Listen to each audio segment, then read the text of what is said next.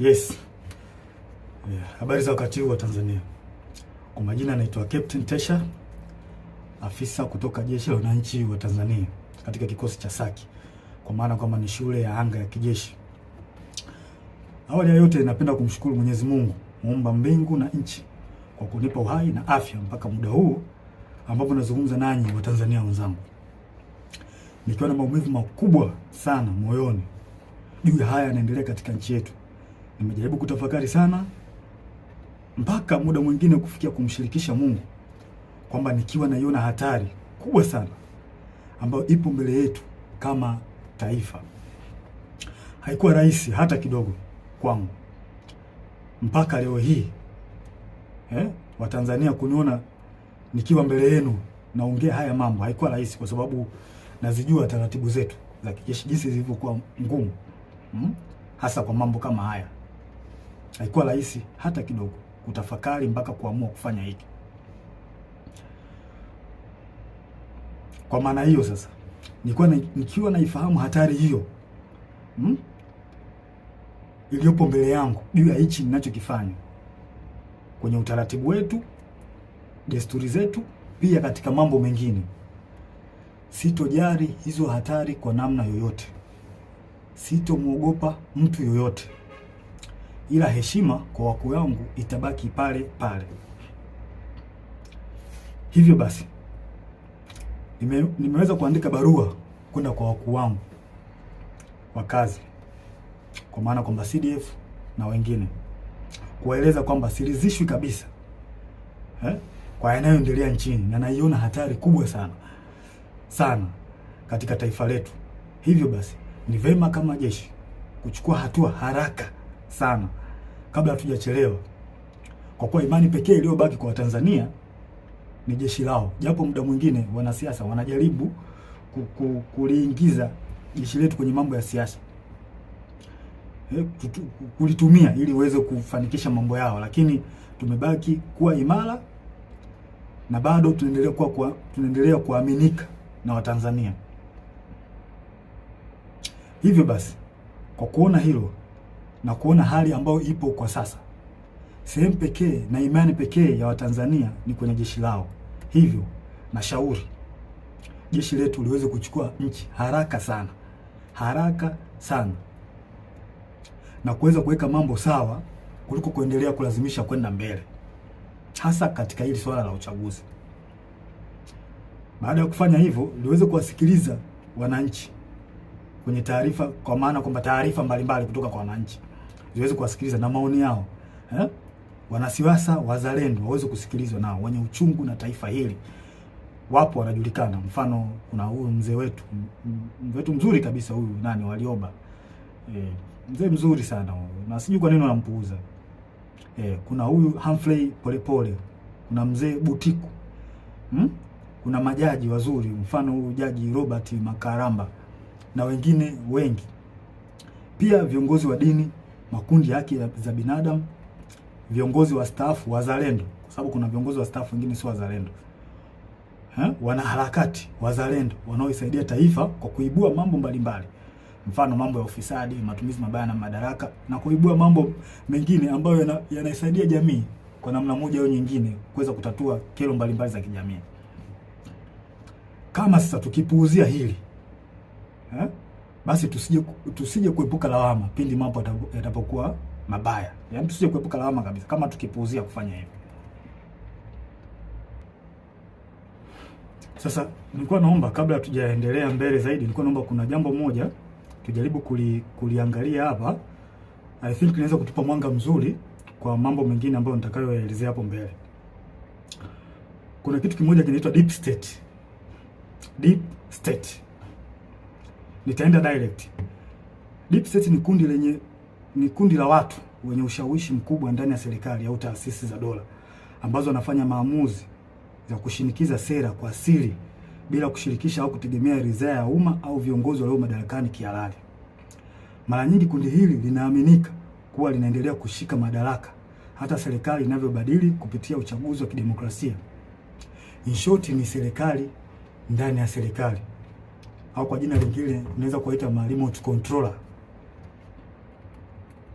Ni serikali ambayo inafanya kazi nyuma ya pazia, na mara nyingi wanatumia ushawishi wa taasisi kama zifuatazo: jeshi, idara ya usalama, polisi, mahakama, wakurugenzi, ma-CEO wa mabenki na taasisi za fedha, viongozi wakubwa wa kibiashara na matajiri wakubwa, media, mfano TV, redio na magazeti, wasanii na watu mashuhuri, na muda mwingine wanaweza kutumika bila hata wao wenyewe kujijua kama wanatumika na hao deep state. Sifa kuu za deep state hapa nitazielezea, zipo 4. Ya kwanza, hufanya kazi kwa siri au covert operation, na wanafanya kazi hivyo ili wasiweze kugundulika, kwa sababu wakigundulika inaweza kidogo ikawapa shida. Namba 2, hawajibiki moja kwa moja kwa wananchi. Mara nyingi wanawatumia wanasiasa ambao wako upande wao. Kuna wanasiasa ambao wapo upande wa deep state, kwa hao ndio wanatumika moja kwa moja kufanya mambo yao serikalini. Hutumia taarifa za siri, propaganda au vitisho kudhibiti hali. Pindi mambo yao yanapoanza kujulikana na wananchi, mara nyingi wanatumia vitisho kwa kutumia vyombo vya ulinzi na usalama, au wanaweza kutumia media na baadhi ya watu. Nashangaa tu influencer from nowhere, mtu anaanza kumtukana mwenzake bila sababu.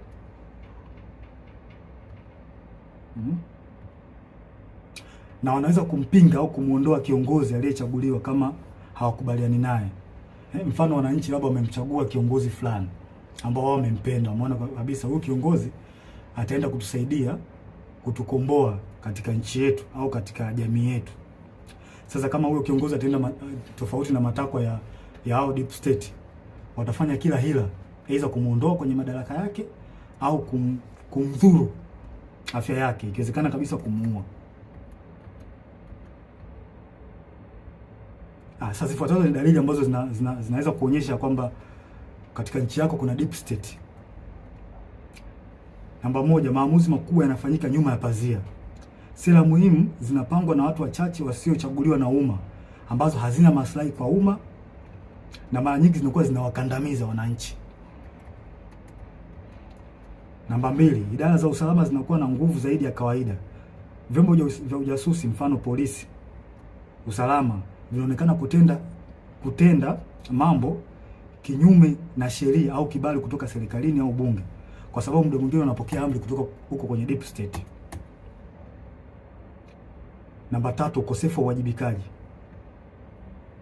Unaweza kukuta kuna hali ya rushwa au kuna rushwa ambayo imefanyika katika taasisi fulani, na unashangaa tu from nowhere watu hawachukuliwi hatua, wanaekeana kinga. Na inaonekana kabisa watu wamefanya hizo hujuma za rushwa. Hakuna uwajibikaji, unaachwa. Namba 4, kampeni za habari na propaganda. Hutumia media, mfano magazeti, TV, radio na mitandao kwa ajili ya kutengeneza propaganda pindi unapoona taarifa zao au siri zao zinajulikana. Hutengeneza namna ya kuweza kuficha huo ukweli.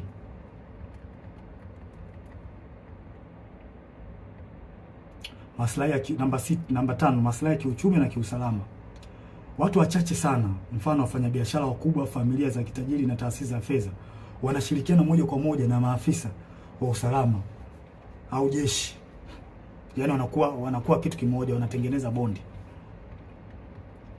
Na pia mikopo au tenda au mikataba ya kitaifa ambayo ina faida wanapeana wao kwa wao. Wanapeana maslahi wenyewe kwa wenyewe. Si watu wazuri hao. Namba 6, kukandamizwa kwa wakosoaji au whistleblowers. Wapiga filimbi au waandishi wa habari za kichunguzi mara nyingi wanakandamizwa, ikiwezekana kuuliwa au kudhuriwa pindi wanapotoa habari zao, pindi wanapofichuliwa. Na vyombo vya habari muda mwingine vinavyofanya hivyo mara nyingi wanachukuliwa hatua. Hivyo vyombo vya habari vinachukuliwa hatua na hao watu kwa sababu wana mkono mrefu.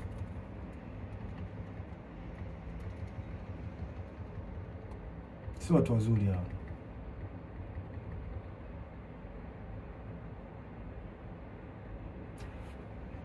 Huendeleza maslahi hata kama ni kinyume na matakwa ya umma au sheria. wananchi hata mkipiga kelele vipi kuhusu hali mbaya au matatizo ya nchi, wao hawajali.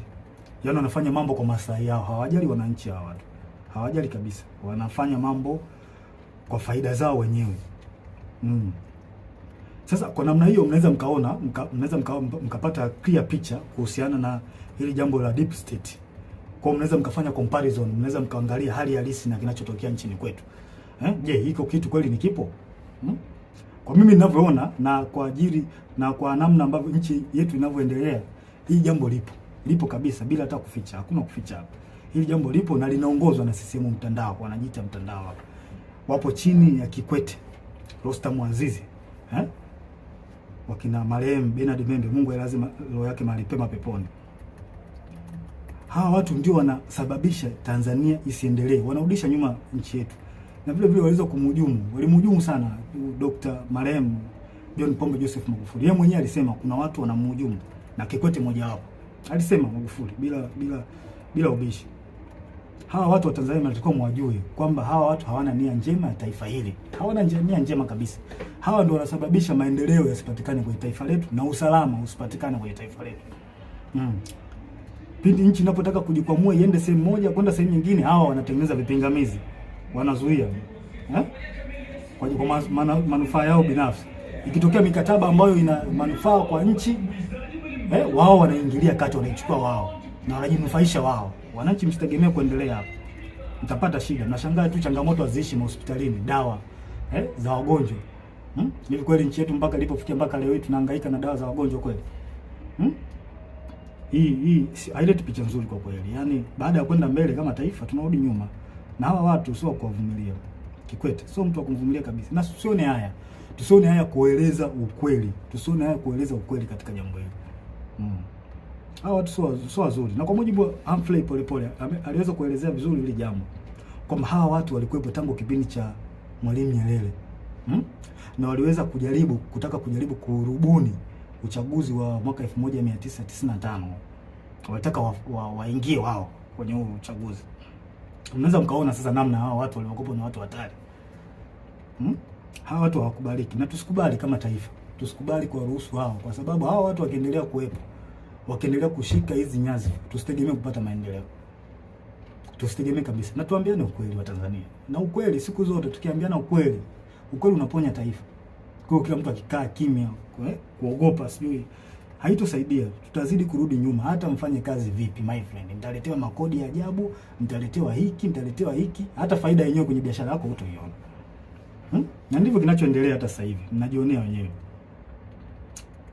Kwa hiyo hawa watu CCM, hawa mtandao sio watu wazuri. Sio watu wazuri kabisa. Wadhibitiwe. Wanalihujumu taifa. Kabisa. Wanalihujumu taifa hawa watu. Wachukuliwe hatua kali. Wadhibitiwe kabisa. Na muda mwingine wanajaribu kutafuta zile sehemu ambazo zina nguvu. Mfano kama jeshi letu. Jeshi letu still bado lipo imara sana. Lipo imara sana. Wao wenyewe wanaona hii ni sehemu pekee ambayo wanaweza wakajifichia au wakapita huko kurahisisha mambo yao. Mfano mambo ya uchaguzi. Wanajua kwamba wakitumia jeshi wanaweza wakapitisha mambo yao. Na hili swala sio zuri. Na mimi ningependa nimshauri afande Sidif awe makini sana hawa watu. Hapo. Asipokuwa makini nao tutalipoteza hili taifa. Watanzania hawatakuwa na sehemu nyingine ya kulilia. Sehemu pekee iliyobaki sasa hivi ni kwenye jeshi. Jeshi ndio ambao iko strong mpaka muda huu. Hizo sehemu nyingine, sijui mahakama, polisi, tayari Watanzania hawaziamini, na huo ndio ukweli. Tusifiche mambo hapa. Huo ndio ukweli. Tusifiche mambo. Hebu afande CDF, naomba tuangalie kitu kimoja na wenzangu. Tunaweza mkapata tafakari kidogo hapa. Tunajua katika jeshi letu kuna watu wa aina mbalimbali. Wako wengi sana. Kuna waumini wa Askofu Gwajima. Kuna watu ambao pia walikuwa wanampenda Magufuli. Kuna watu ambao pia ni waumini wa Roman Catholic. Na ambao pia wamesikitishwa sana na kupigwa kwa huyu padri wao Father Kitime. Kuna watu pia ambao ni watu ambao wanapenda haki, wanachukizwa tu na mambo ambayo yanaendelea nchini. Wapo kwenye jeshi letu, wapo watu wengi wazuri, wapo Pia tuna watu ambao ni kabila la Kimasai ambao pia wameumizwa sana na swala ambalo linaendelea huko kwa ndugu zao, ikiwemo na wao wenyewe kuondolewa kwenye hii Ngorongoro na Loliondo, kufukuzwa. Wapo kwenye jeshi letu wa Masai, wapo wapo wengi sana. Pia kuna askari ambao ni ndugu jamaa na marafiki na watu ambao waliotekwa na kuuawa. Wapo ambao wana undugu au na urafiki, wapo wapo wengi. Sasa hebu tutafakari kitu kimoja. Sasa kama hawa watu wapo na kwa namna moja au nyingine wameumizwa na haya ambao au wameathirika kwa namna moja ama nyingine na baadhi ya matendo ya serikali, kwa mfano kama kupigwa kwa Father Kitime, au Wakatoliki ambao ni askari watajisikiaje?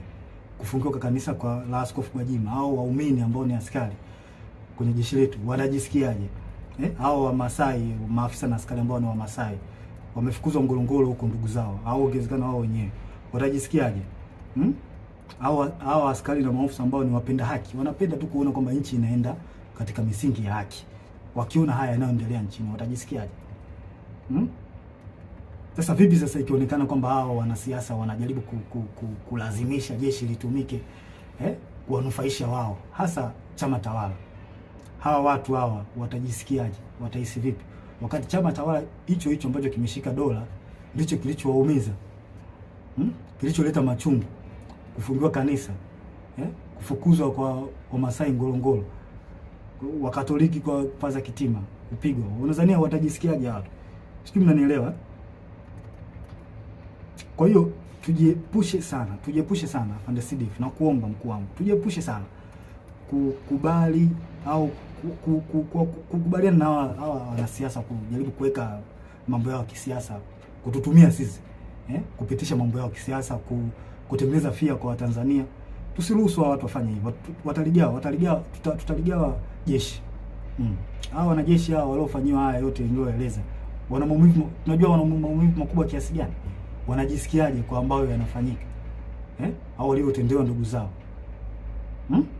maaskofu zao, wanajisikiaje? Tunajua wanawaza nini kwenye akili zao. Je, vipi sasa wakihisi kwamba hao wanasiasa wanataka kulitumia jeshi lao, watajisikiaje? Si wataona kama jeshi nao limewatenga, liko upande wa watu ambao sio watu wazuri? Hii ni hatari sana kwa taifa. Tusikubaliane hata mara moja, na mimi binafsi sikubaliani nayo.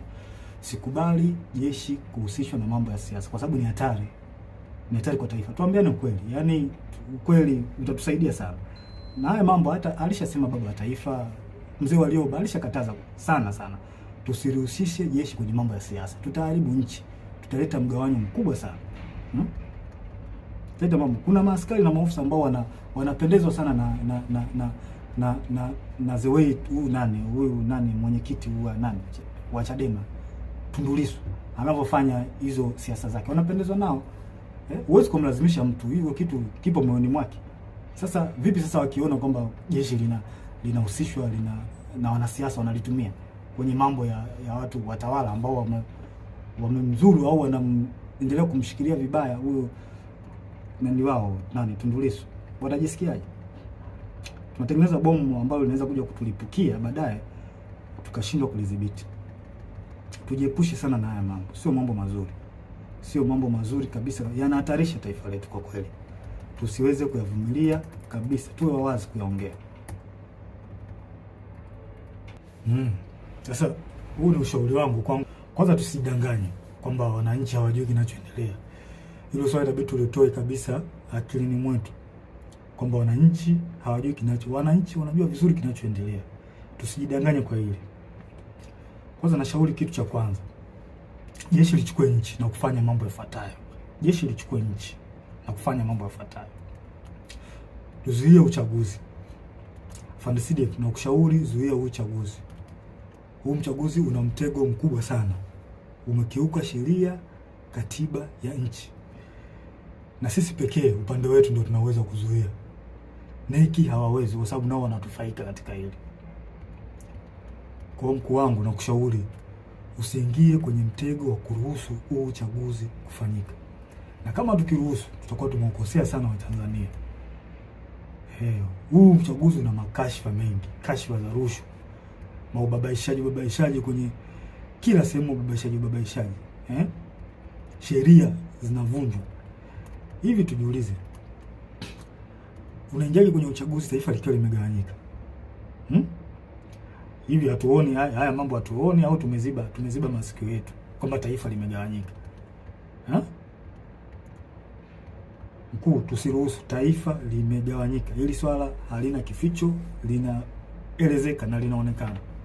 Viongozi wa dini wameshauri, mzee Warioba, mzee Butiku wameshauri sana juu ya haya mambo. Lakini watawala wameendelea kuwa na viburi, hawataki kuwasikiliza.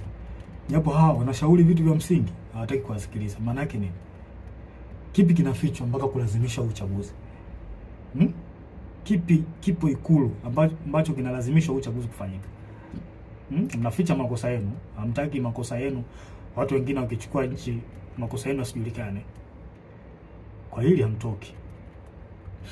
Hivi tunaingiaje kwenye uchaguzi ukiwa na kashfa kubwa nzito, wizi wa kula? Na kwa nini kauli nzito kama Mheshimiwa Polepole, ambapo NIDA amesema kwamba NIDA na NEC na sisi zimeunganishwa pamoja mfumo. Hii kauli haiwezi kupuuziwa. Hatuwezi kuacha ipite hivi hivi hata kidogo. Uchaguzi usimamishwe ili swala lichunguzwe. Na pia inanipa mashaka na nashangaa tangu hii kauli itolewe, sijui kama kuna hatua zozote zilizochukuliwa mpaka sasa hivi. Sijui. Na hii inanipa mashaka. Na juzi kati hapa nilikuwa kijijini, kwa kwenye kijiji fulani. Kamwona kijana anapita amevaa nguo ya CCM, ameshika simu na karatasi ya majina. Nikamwita, nikamwambia hebu nione hiyo karatasi yako hiyo na majina. Kuangalia nikaona namba, sijui namba za NIDA, sijui majina, sehemu, mwaka wa kuzaliwa. Nikamchunguza, nikaangalia na kwenye smartphone yake nikaona mfumo kwamba anaweka jina pale.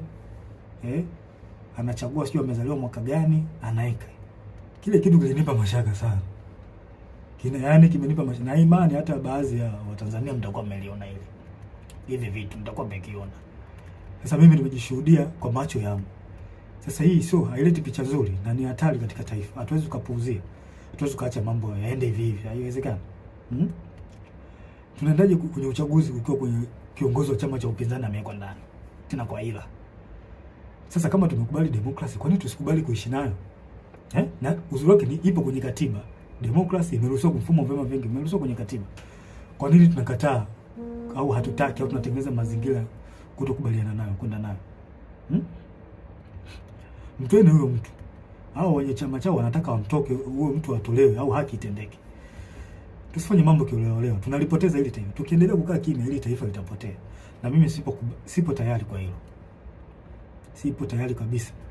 Sasa tunaendaje kwenye uchaguzi tukiwa na malalamiko ya tume huru ya uchaguzi? Na hiki ndio kiburi ambacho CCM wanapata. Kwa sababu wanaona wanaweza kuimiliki hii tume huru. Mzee Warioba alishauri, mimi sio wa kwanza. Mzee Warioba alishauri watu mbalimbali wa haki za binadamu na wazalendo kweli hawa watu walishauri walishauri kwamba hii tume huru ya uchaguzi jaribu kurekebisha baadhi ya mambo. Wao hawataki, wanalazimisha tu mambo kwenda hivi hivi. Kwa nini wanalazimisha? Wanaficha nini? Kwa nini wanalazimisha? Kama chama tawala kinajiamini kimefanya maendeleo, iwape hawa tume huru ya uchaguzi. Wananchi si wanaona kwamba chama hiki kimefanya maendeleo. Watakipa tu kula. Watakipa kula kuliko kuhangaisha haki za watu hapa. Tunamkosea Mungu. Tunamkosea Mungu, na hii ni hatari katika taifa. Haiwezi kuvumilika hata kidogo. Haya, tunaingiaje kwenye uchaguzi kwa kuna tuhuma za rushwa ndani ya chama, iko chama tawala CCM na nje? Kwa nini tunakuwa na upuuzwaji wa kufuatilia mambo ya rushwa ambazo zinaweza kuhujumu uchaguzi na kupata kiongozi ambaye hastahili? Kwa nini? Hawa watu nini? Hawa wanaita watu wa kupambana na rushwa, PPCB. Mnafanya kazi gani? Kwa nini hamchunguzi? Kuna viongozi kuna tuhuma za viongozi wa watu walitoka Chadema kwenda sijui chama gani, chama cha nini cha umma. Kuna tuhuma hapo kwamba hawa watu, kuna tuhuma za rushwa, walienda huko ili kwenda kuhalalisha uchaguzi. Vipi, mmezichunguza hizo tuhuma au mnaacha mambo yaende? Mkiacha mambo yaende, mnaharibu taifa. Nawaambia, mnaharibu taifa. Hili taifa mnaliharibu mkiacha mambo, msipotimiza majukumu yenu. Mnaliharibu taifa, na hili alikubaliki. Na sijui mnalipeleka wapi hili taifa. Hili swala lichunguzwe. Hizi tuhuma haziwezi kaachwa vipite hivi hivi tu, alafu mnalazimisha uchaguzi ufanyike. Hakuna uchaguzi hapa mpaka hizi tuhuma zichunguzwe, ujulikane ukweli. Yaani from nowhere Chauma, watu ambao walikuwa wana nini? Wanalisha ubwabwa. Eti ghafla ndio kimekuwa chama kikuu cha upinzani. Hiyo ikubaliki na ingia kilini. Hakuna uchaguzi wa namna hiyo. Mungu hajabariki hilo. Na Mungu kama angekuwa amebariki hivi vitu vingeenda tu vizuri. Sasa mnaenda kumpata kiongozi ambaye hata Mungu mwenyewe hajakubaliana naye. Hii ni hatari kwa taifa kubariki hata kidogo.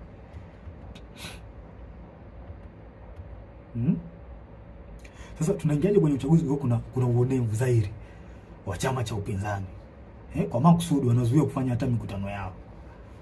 Wanafunguliwa kesi za hila na za ovyo za kuwazoofisha. Wafuasi wao wanakamatwa, wanatekwa, wengine wanauawa. Kama vile sio Tanzania. Hili halikubaliki. Halikubaliki hata kidogo. Kama tumekubali mfumo wa demokrasia, kwa nini tunashindwa kuishi nao? Mfumo wa demokrasia tumeukubali na tumeweka kwenye katiba. Kwa nini tunakubali kuishi? Kwa nini hatutaki kuishi nao? Kama hatutaki demokrasia hii, demokrasia mfumo wa vyama vingi, basi tuiondoe, kuliko kufanya tu mambo kiolela, mnaua watu, mnawapiga, mnawazoofisha. Sio vizuri, leti picha nzuri. Hawa ni Watanzania wenzetu. Haitaki hili swala, mimi sikubaliani nayo. Hiki kitu kipo ndani ya katiba. Mfumo wa vyama vingi upo ndani ya katiba. Sasa kwa nini mnawazoofisha hawa vyama hivi vya upinzani? Kwa nini mnawazoofisha? Wengine mnawafungulia makesi.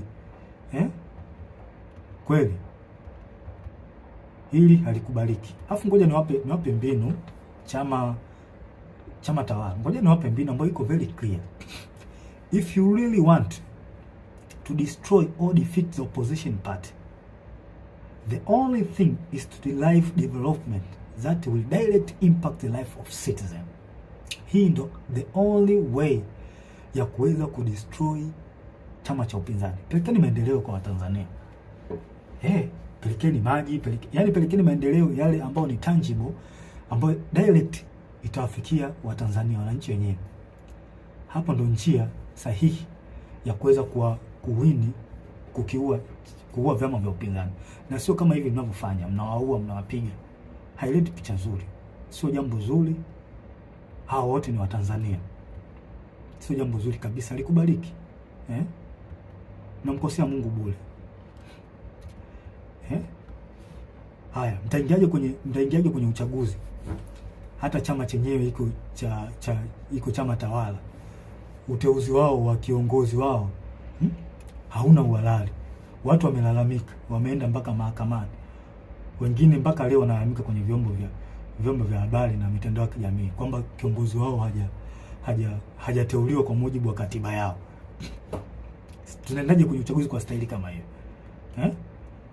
Nafasi za ubunge zimekuwa za rushwa. Ndugu jamaa na marafiki ndio wanapewa hizo nafasi. Sasa mtaenda kutengeneza serikali ya aina gani?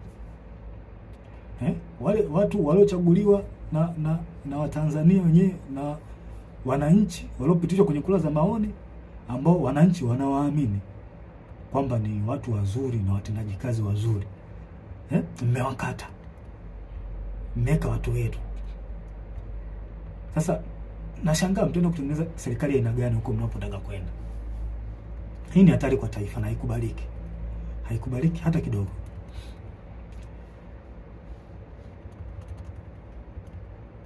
Haikubaliki na haivumiliki.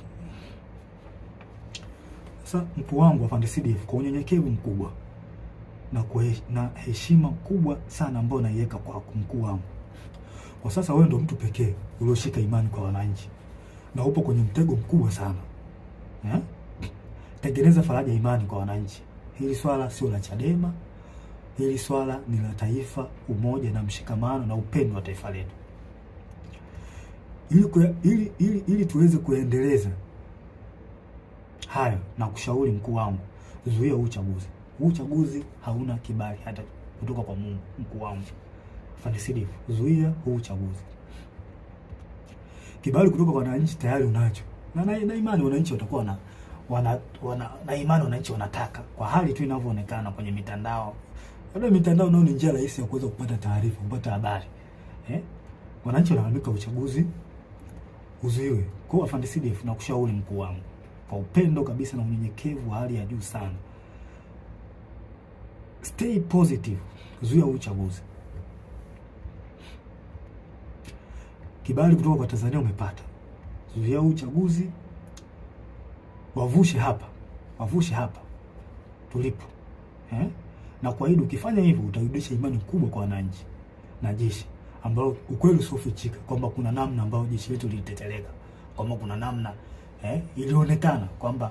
ilionekana na ilihisiwa kwamba kuna namna inatumika na baadhi ya wanasiasa. Kwa hiyo ukifanya hivi utaweza kurudisha imani ya wanajeshi na wananchi kwenye jeshi lao. Kwa maana jeshi letu lipo kwa ajili ya kulinda katiba na kuwalinda wananchi, na sio kiongozi aliyekuwa madarakani.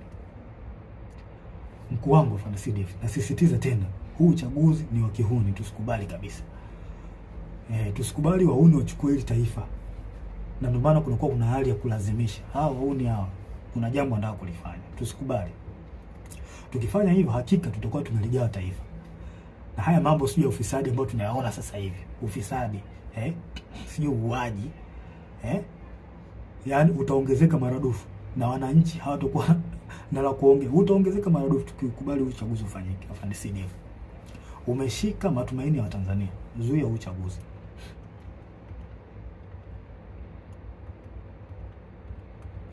Na haya mambo, hata hii kashfa hii ya kuuliwa kwa Magufuli, Tanzania hawa si ndio watumia wenyewe kwanza, si ndio hawa wanatumia sasa. Just imagine kwamba wamechukua hili taifa, wamechukua. Nani atachunguza kifo cha Magufuli kama wao wenyewe ndio wanahusika?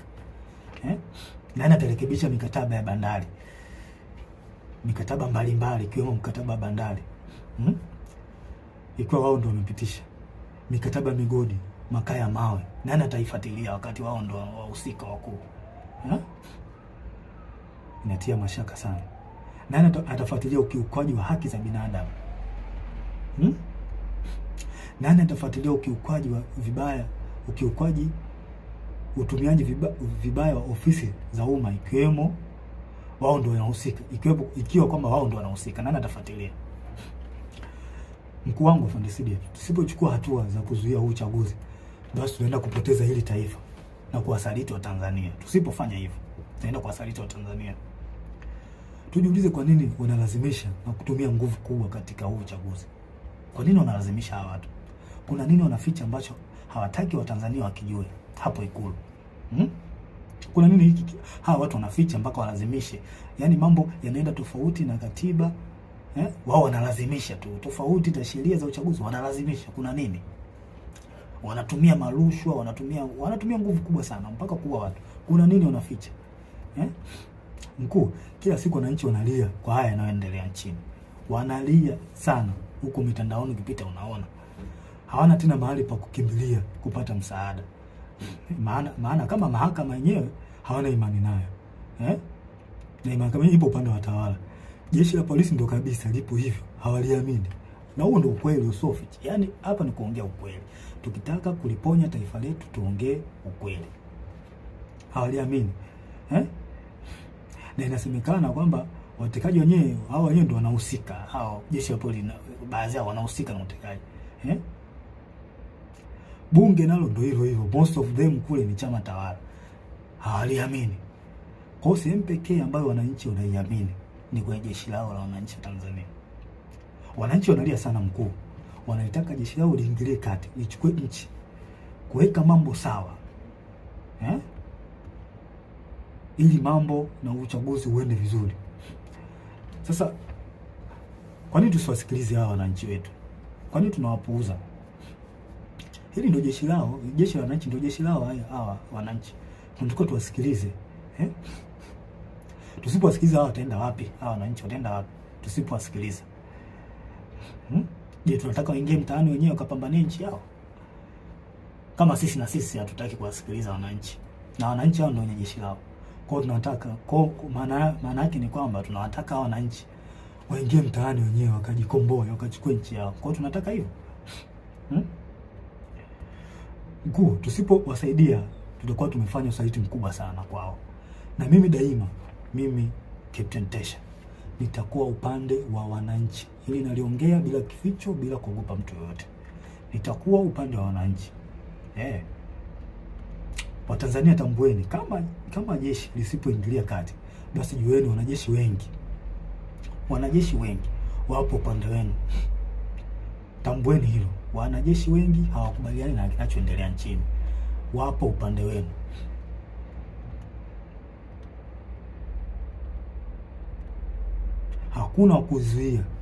Hakuna kuzuia tena. Nendeni mkadai haki yenu ya kikatiba, wala msogope. Na hakuna kutia huruma tena. Nendeni mkachukue nchi yenu kwa mujibu wa katiba. Maandamano yapo kwa mujibu wa katiba. Na haya mambo hata baba wa taifa aliongea, Mwalimu Julius Kambarage Nyerere. Tusikubali wahudi waichukue nchi. Tukiwa wazembe wapole, wahuni watakuja kuwatawala. Kwa hiyo tusikubali. Wananchi mko upande sahihi. Hawa watawala wamewapuuza maoni yenu. Na kama wamepuuza, maana yake ni nini? Chukueni haki yenu, tendeni haki yenu. Hakuna kuogopa, hakuna kutia huruma tena. Sasa na ole wake polisi au mtu yoyote hawazuia Tanzania kudai haki yao ya kikatiba. I promise you hutobaki salama. Wewe utakaowazuia wananchi kudai haki yao ya kikatiba, hutobaki salama. Nasema hili wazi bila kificho. Siogopi mtu yoyote.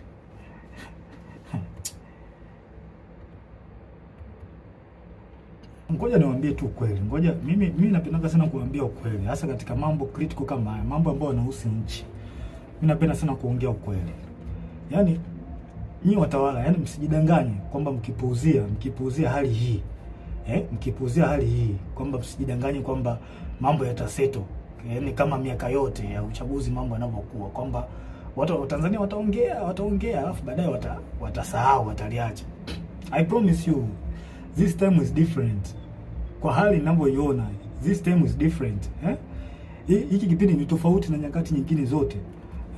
Wazungu wanakuambia, wana kauli yao, wanakuambia what brought you success yesterday does not guarantee victory tomorrow.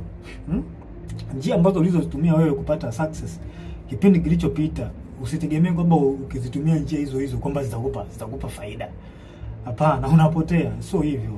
Haiwezi kawa hivyo siku zote. Sasa I promise you mambo hayatakuwa mazuri. Yatakuwa mabaya zaidi. Life will never be this. Wazungu wanasema life will never be as usual. Kama mkilazimisha hili. Jinsi mnaona hata wenyewe mnaona kwamba hali ni tofauti. Kama mkilazimisha hili, life will never be as usual in Tanzania. Sure I'm telling you. Yes. Afande Sidef, mimi nakuombea kwa Mungu wa mbinguni katika jina la Yesu Kristo akupe hekima na ufunuo kuyaona haya na kulinusuru taifa. Kwa sababu mimi naamini kwa sasa wewe ndio mtu pekee unaoaminika na Watanzania. Ambao unaweza kuwavusha Watanzania. Wavushe hapa, wape kile kitu wanachokitaka, kwamba wanataka katiba mpya. Yasikilizwe maoni ili tuweze kuvuka Watanzania kwa pamoja. Tanzania kwetu wote.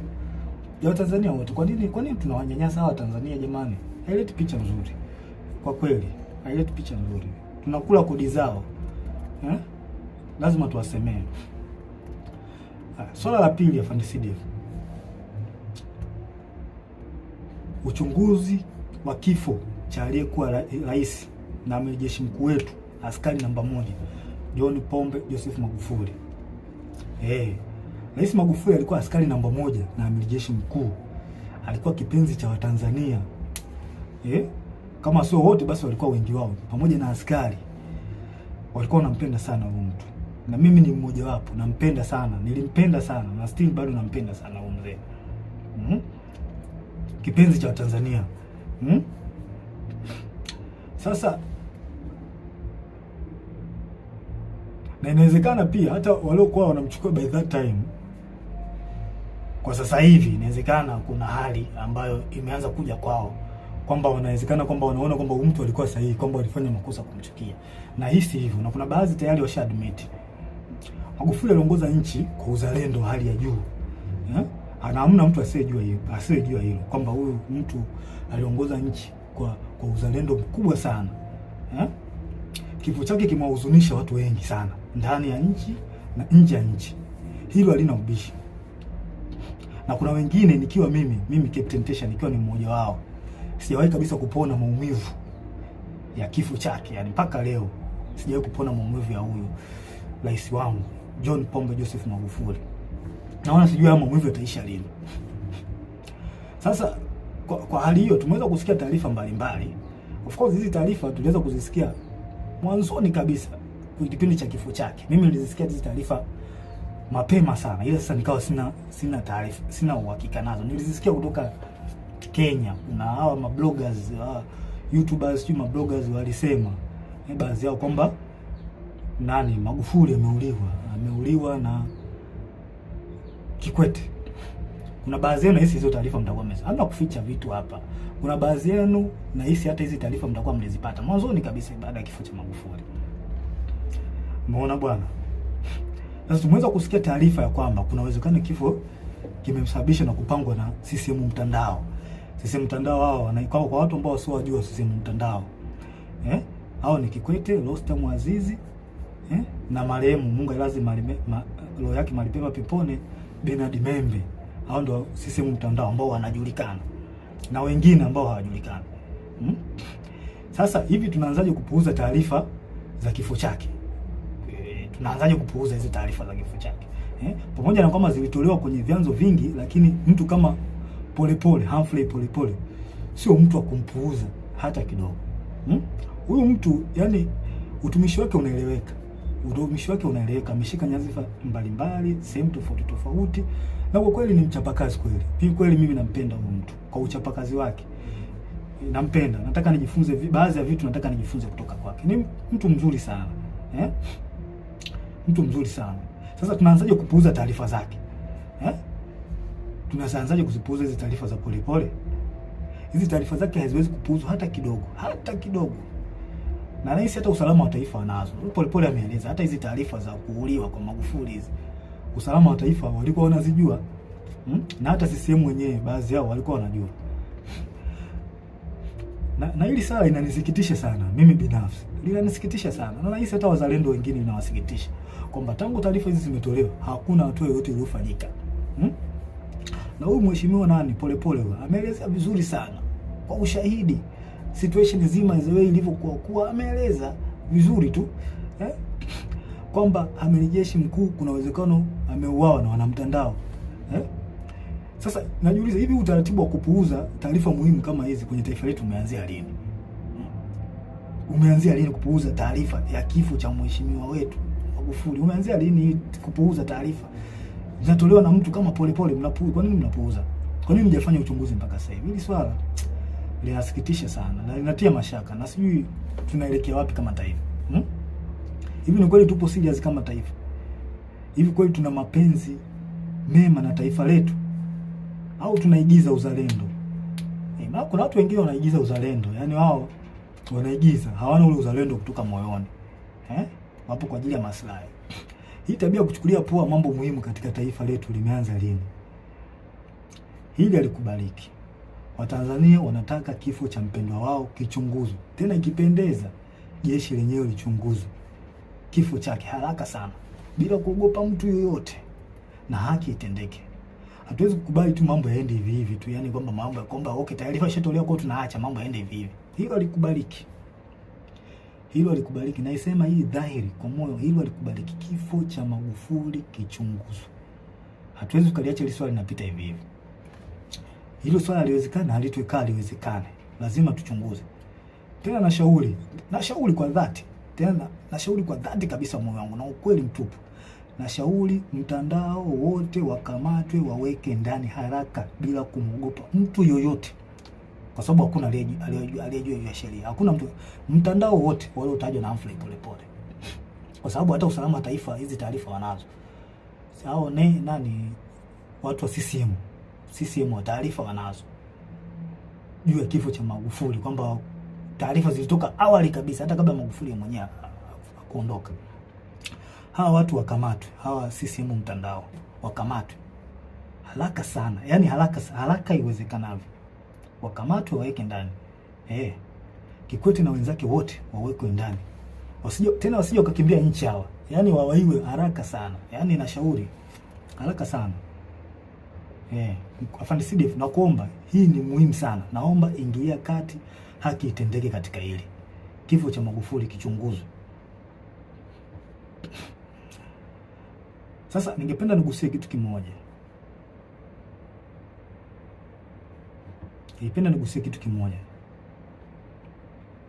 Mwaka 2005 kuna kiongozi mmoja wa kijeshi ilisemekana alilishwa sumu. Kilikuwa kipindi hiki ya mambo ya uchaguzi. Kuna kiongozi mmoja wa kijeshi ilisemekana alilishwa sumu, na hii imekuja baada ya yeye, ilisemekana kwamba alikataa, kuna baadhi ya maagizo alikataa, kwamba alilazimishwa au aliambiwa jeshi litumike kwa namna moja au nyingine kuwapa ushindi chama tawala. Ilikuwa mwaka gani? 2015. Na imani baadhi yetu tulikuwa tunakumbuka hii issue iliyotikisa taifa by that time. Na huyu kiongozi alikuwa anapendwa sana na wanajeshi pamoja na raia, walimpenda sana. Sasa mimi nataka muunganishe dot, wa Tanzania wenyewe muunganishe dot. Kuanzia kifo cha Magufuli kwamba aliwekewa sumu. Huyu mzee Mangula huyu na ndio wa CCM, mnaweza mkachunguza. Na watu wote waliokuwa wapo tofauti kimsimamo au kimawazo na Kikwete wapo wapi mpaka kipindi hiki? Na pia ikiwezekana muweze kuunganisha doti mpaka kipindi cha Nyerere, zeni mtapata majibu, alafu mjiulize huyu mtu ndio mnataka mumrudishe madarakani. Maana hakuna asiyejua, yani kulazimisha hii issue nzima, kulazimisha uchaguzi huu. Kikwete anahusika kwa 100%, hawezi kuepuka hiki. Na hatuwezi kukaa kimya, lazima tuongee ukweli. Unajua ukweli ndio unaponya taifa. Anahusika, kwa hiyo yeye anataka ajifichie huko kwamba okay, tukishaingia madarakani hapa kuna baadhi ya uchafu wake utafunikwa. Hii haikubaliki na haiwezekani. Haiwezekani. Samia yupo kwa ajili, Rais Samia yupo kwa ajili ya kunanili, yupo tu, ila watu ambao wapo nyuma yake ni hao kina Kikwete. Huyu mtu adhibitiwe, akamatwe yeye na mtandao wake haraka sana, kujibu hizi tuhuma za kifo cha Magufuli. Yaani akamatwe haraka sana. Tuwezi kuacha tu mambo hivi. Tukiacha mambo ende hivi tutaharibu taifa. Na mimi siwezi kukubali nikiwa hai kwamba nione taifa langu linaharibikiwa. Sipo tayari kwa hiyo. Ushauri wangu wa tatu, Afande CDF, tusikubali hata kidogo wanasiasa kuhusisha jeshi letu na mambo ya siasa. Hili swala mimi sio mtu wa kwanza kulizungumzia, na madhara yake makubwa sana. Wananchi watakosa imani na jeshi lao. Yaani jeshi lishaanza kukaa tu kwamba linaegemea upande wa chama fulani. Vipi sasa wale upande wa chama kingine ambao ni wanajeshi au ambao ni raia watakuwa wanalionaje jeshi lao? Hili jambo sio zuri. Tuliangalia kwa makini. Kuna mambo mengine, kwa mfano kama sijui kuna picha zinazosambaa mitandaoni zikionyesha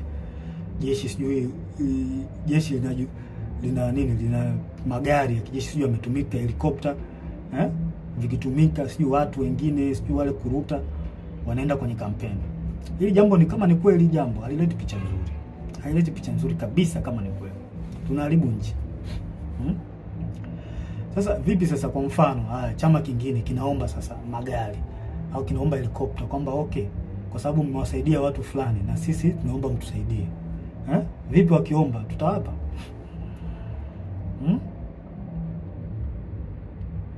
tumefika hapa. Okay, je, what next kama tukikataa? Na wao wanaujua ukweli.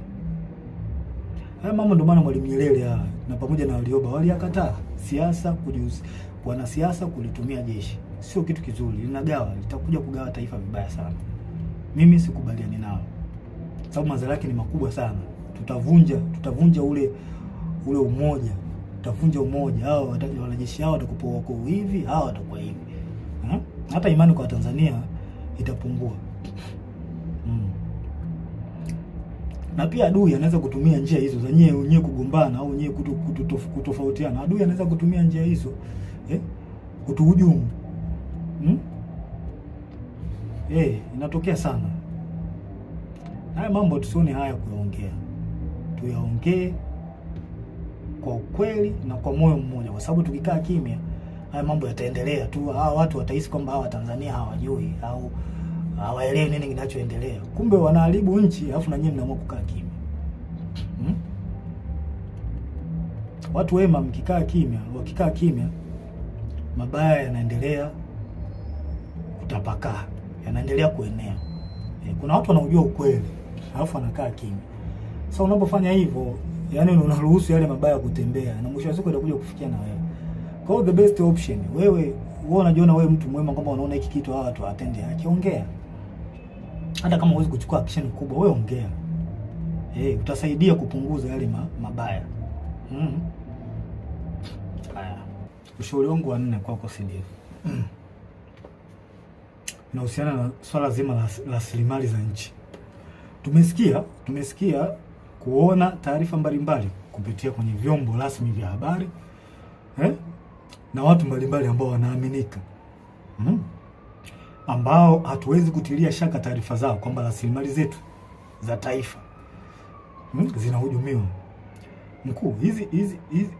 Hizi taarifa na imani, hizi taarifa nyingi na imani unazo. Sasa mkuu, haya mambo sio ya kuwapuuzia hata kidogo. Swala mkataba wa bandari ambao ndio usalama wa taifa. Bandari ndio usalama wa taifa. Swala migodi. Migodi mbalimbali ya makaa ya mawe, dhahabu. Swala Ngorongoro. Naomba na nashauri mkuu wangu liangalie na lifanyie kazi. Watu wa Ngorongoro wapewe haki yao.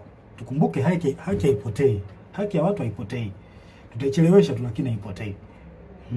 Maumivu leo nayo watu wa Ngorongoro hayaleti afya kwa taifa hata kidogo, zaidi ya kuleta laana.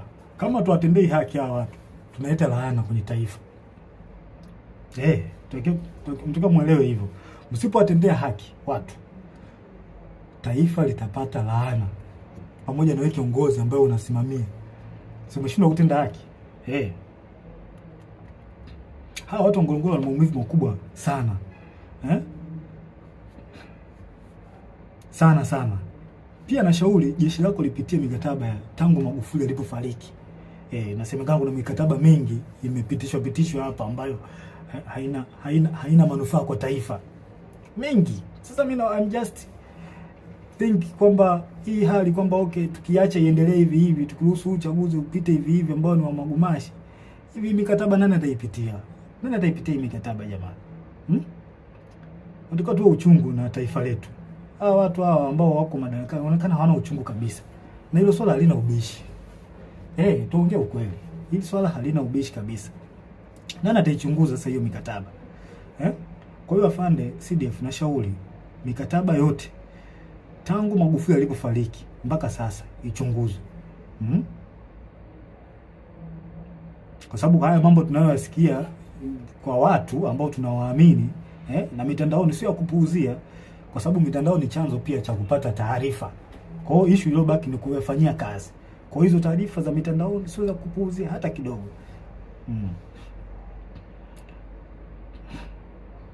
Tukikuta tu kwamba tumeuza nchi. Maana tukianza kupuuzia mambo ya mikataba, naweza nikuta kwamba tumeuza nchi bila kujijua.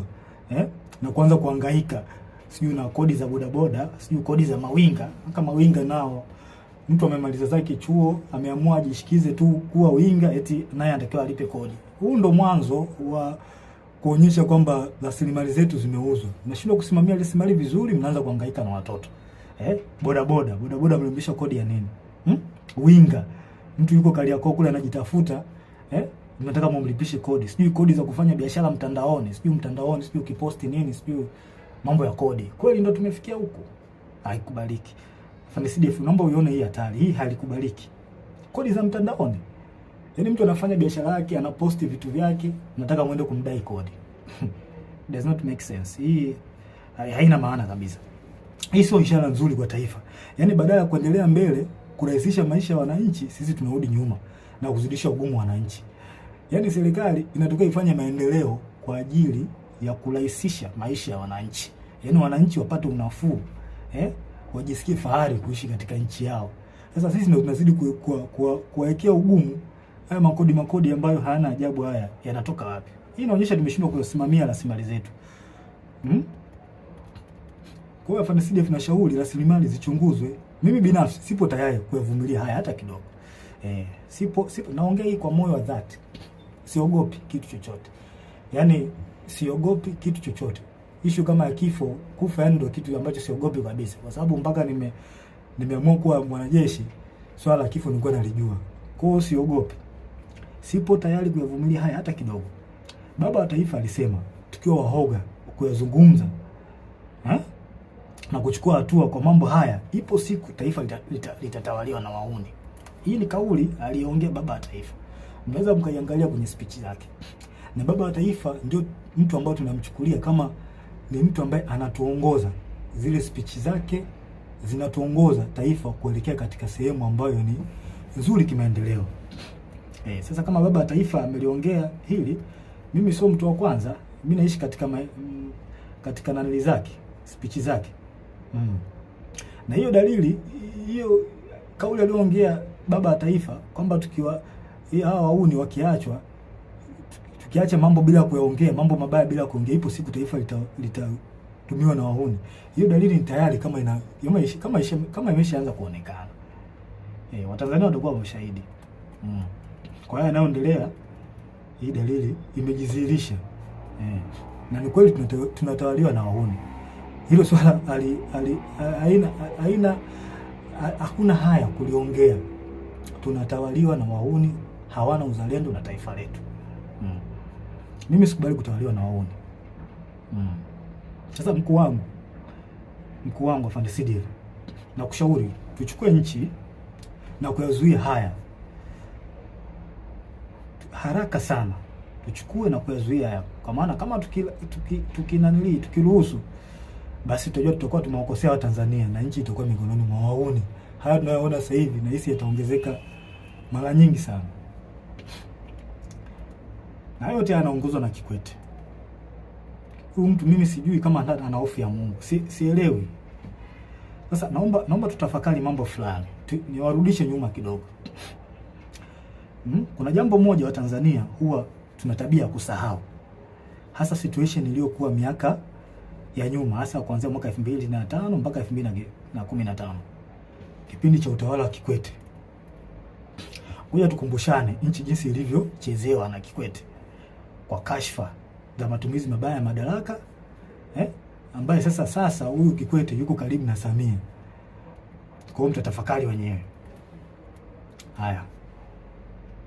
Moja, kuna kashfa ya malipo ya nje EPA kuanzia mwaka 2005 kwa makadirio tu hapo, ambao mtakuwa na taarifa sahihi. I think mnaweza mkaweka mambo sawa. Kuanzia mwaka 2005 mpaka mwaka 2006, ambapo benki kuu BOT ilihusika. Kiasi cha fedha cha bilioni 133 zilipotezwa, ambapo kwa taarifa Daudi Balali alihusika. Watu ambao mlikuwepo kipindi hiko na hizi taarifa mliipata.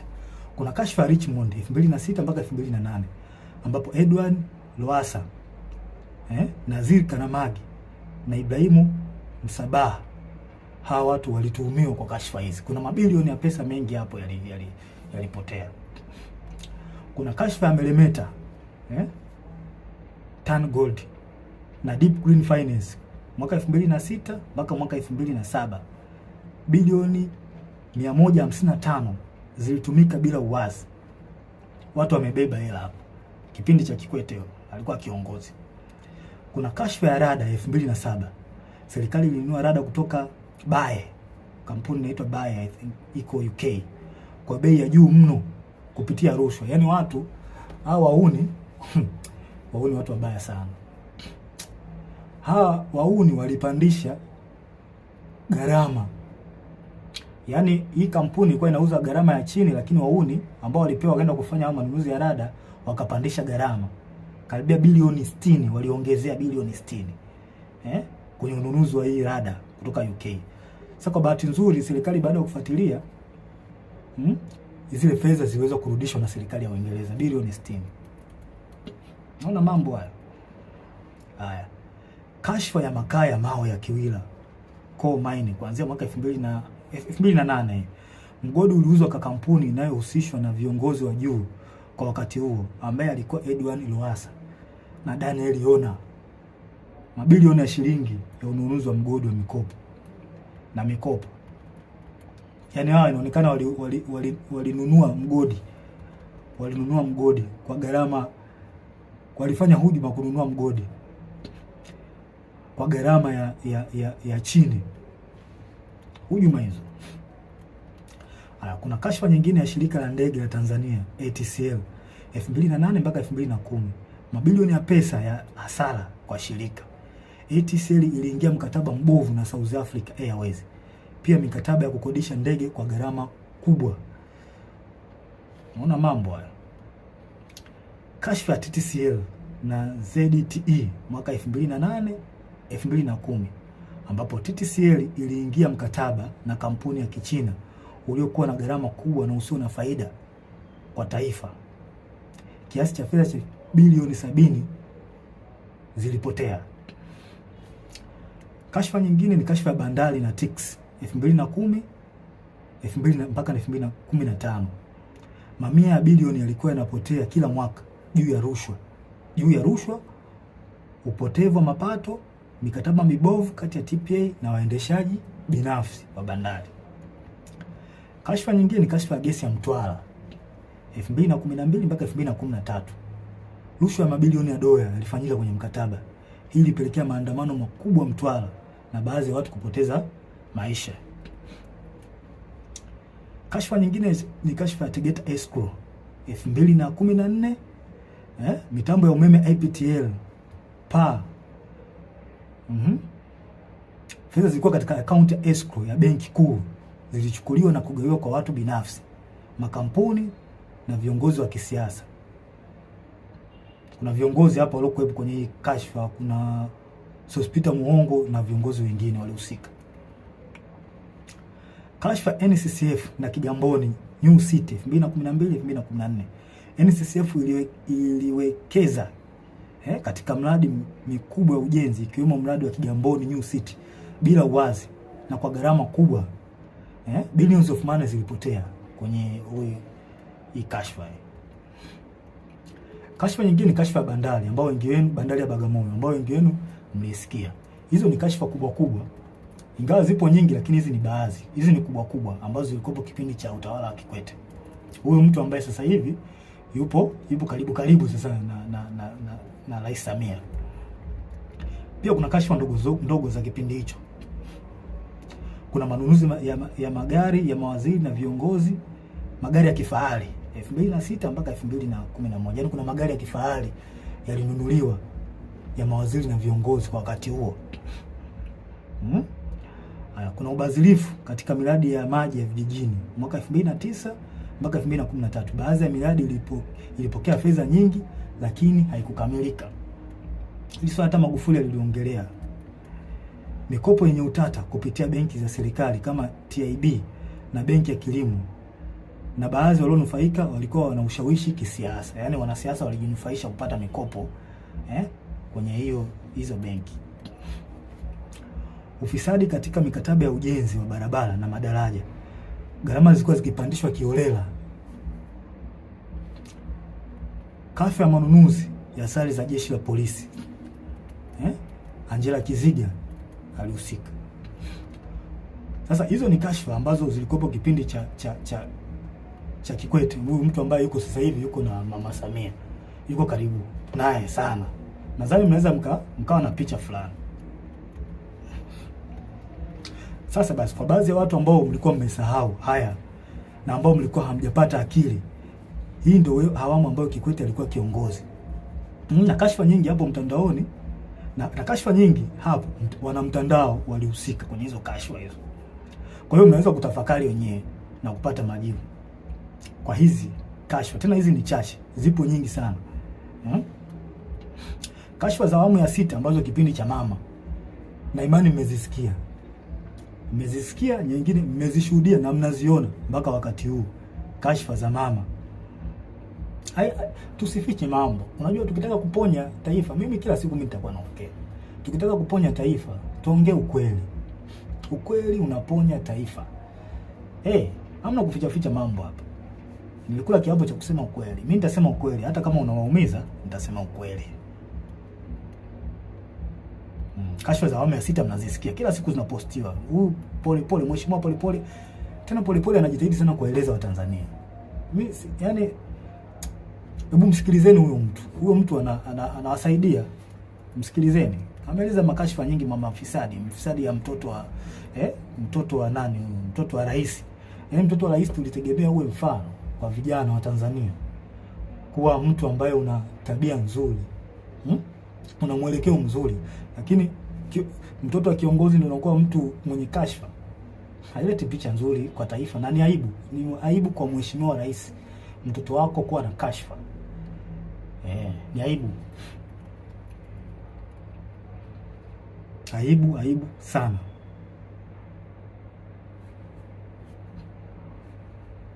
Hizo kashfa za awamu ya 6 mnazijua na zimeelezwa na Polepole na wanaharakati wazalendo. Kuna wanaharakati wazalendo sana wa taifa hili. Wanajaribu kuibua mambo kwa lengo la kuwafahamisha, kuwafungua macho wananchi, muelewe kwamba mjue nchi yenu inaendea wapi. Wamejitahidi sana hawa wazalendo. Wanatoa taarifa mbalimbali na taarifa hizo nyingi zina ukweli. Nyingi zina ukweli. Unaona, hata kwenye masuala ya uongozi mambo tu yanaenda ovyo ovyo. Yaani kipindi hiki mambo yanaenda ovyo ovyo. Mambo haeleweki, ni kama nchi haina kiongozi. Lazima tuongee ukweli, hamna kuficha hapa. Rushwa kila sehemu, yaani rushwa zimetapakaa. Hivi mradi mdogo kama ule wa mwendo kasi ule. Mwendo kasi kweli ndio kufikia stage hii. Watu wanapita kwa kuingia madirishani.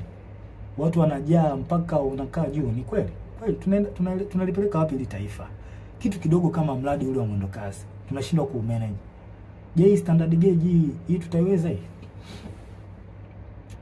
Na wasiwasi na tunapoelekea sio pazuri. Kweli. Na mimi nitaendelea kuongea ukweli. Nitaendelea kuongea ukweli daima. Kwa hiyo mnataka umjue huyo Kikwete ni mtu aina gani?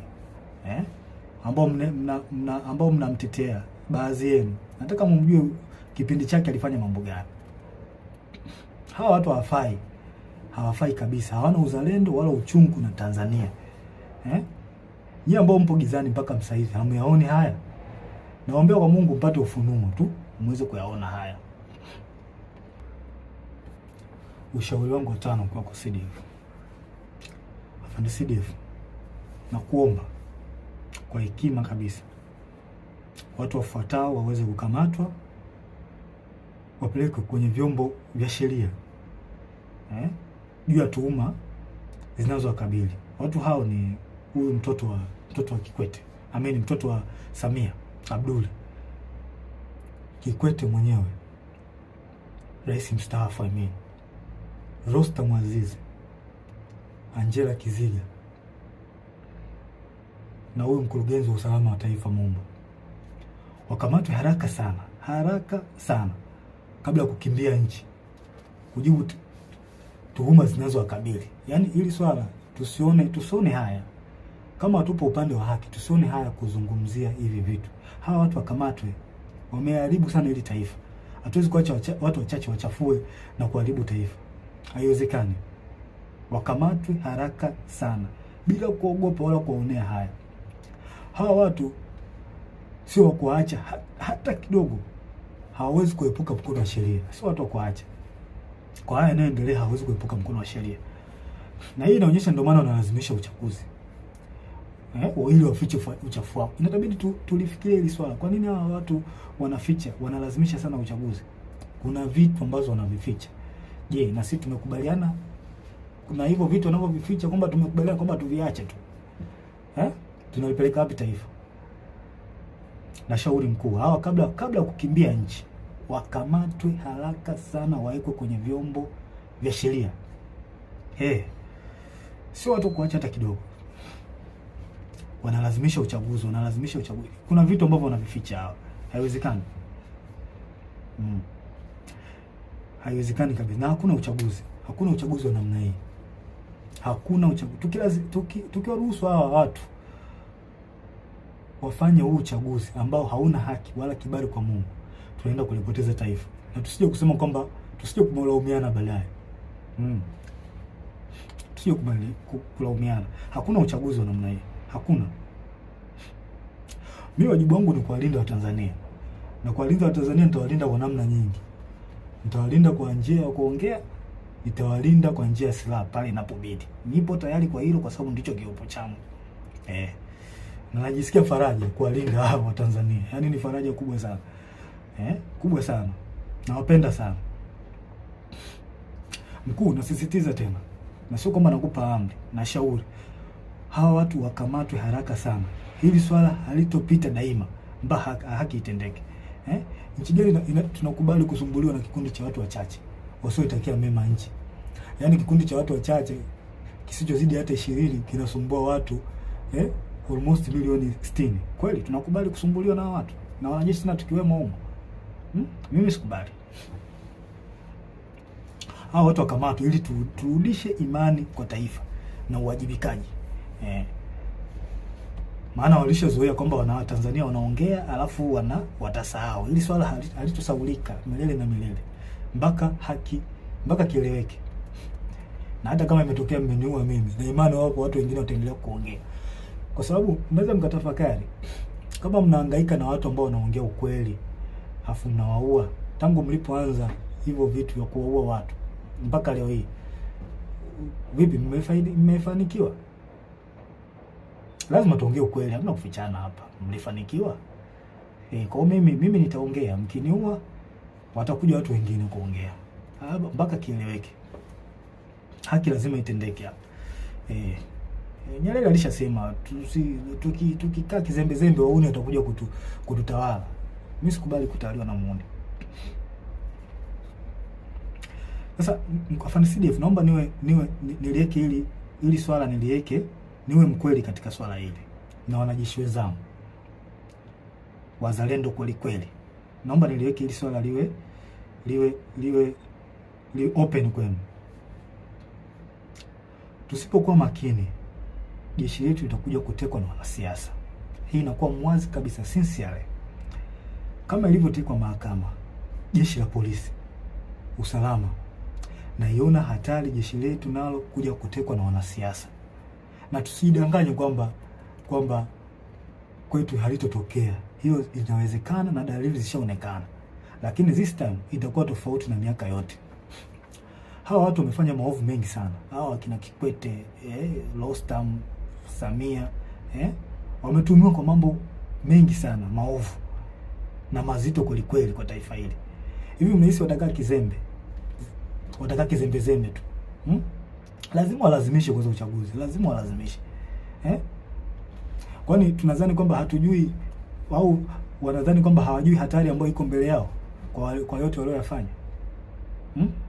Jeshi pekee ndio sehemu iliyobaki kwa hao kujihakikishia usalama wa kudumu. I promise, kama hawa watu wakiingia madarakani, na jeshi letu ndio litakuwa mwisho wake, kwa sababu watahakikisha wanalikamata jeshi kama walivyofanya kwenye vyombo vingine vya ulinzi na usalama. Hili halina ubishi na liongea kwa ukweli. Watalikamata jeshi letu na watafanikiwa. Na hii watafanya ili wapate full protection. na hapo wananchi na wanajeshi wenye uzalendo wa kweli na mapenzi mema katika taifa hili mtakuwa hamna pa kwenda kwa kulilia. Lazima tutataka full protection. Kwa sababu kwa uchafu waliofanya lazima watajitahidi by enemies wapate full protection. Na sehemu iliyobaki ni jeshini. Kwa hiyo lazima watalikamata jeshi. Lazima tukiruhusu uchaguzi ufanyike. Uchaguzi huu ufanyike. Lazima watalikamata jeshi. Kama ilivyokuwa polisi na mahakama. Lazima watafanya hivyo. Je, tupo tayari kwamba tunakubali wafanye hivyo? Hawa tuone hii hatari ambayo iko mbele yetu.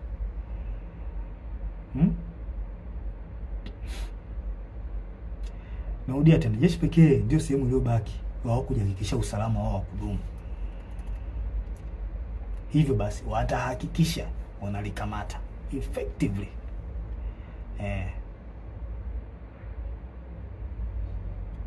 Hawa watu wa FARDC lazima wadhibitiwe haraka sana, na sio jambo la kupuuzia hili.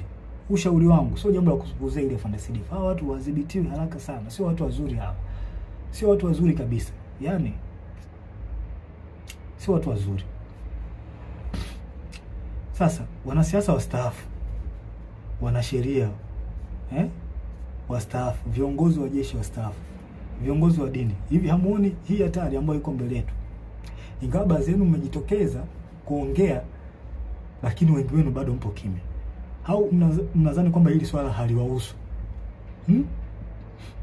Now I promise you, hii hatari mkikaa kimya, kwa sababu nyinyi mnajiona mko salama, nyinyi viongozi wa staafu na wengine mnaona mnakaa tu kimya, mnajiona mko salama. I promise you, hii hali ikitokea, madhara yake na nyinyi mtakuja kuona baadaye. Lazima itawafikia. Lazima mtawafikia, itawafikia tu. Sasa hivi mnaona kwamba mnakaa kimya, mnaacha tu mambo yanafanyika ovyo ovyo, nyinyi mnakaa kimya. Au mnanufaika na nyinyi?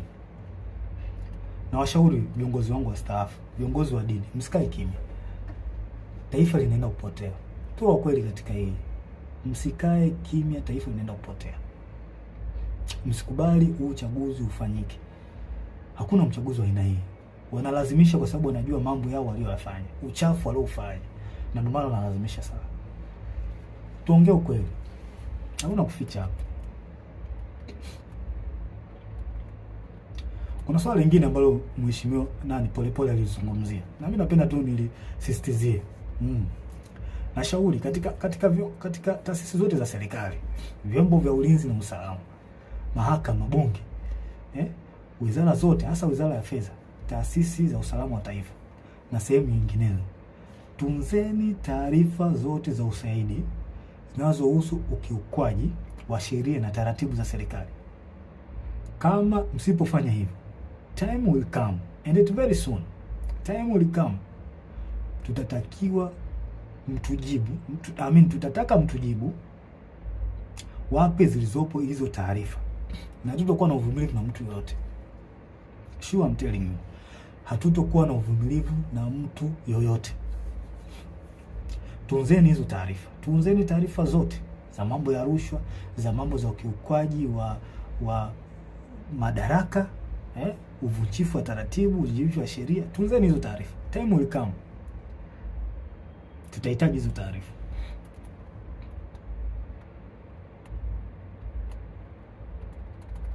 Hatuwezi kuacha mambo yanaenda hivi hivi tu kwenye taifa. Yaani sasa tutakuwa ni taifa la aina gani? Kwamba tuache tu watu wanafanya wanayoyafanya, tuache. Hili halitakuwa ni taifa. Tanzania inaheshimika sana. Sasa watu wachache tusikubali waliharibu taifa letu. Iko kitu hakiwezekani. Hakiwezekani mbinguni na duniani.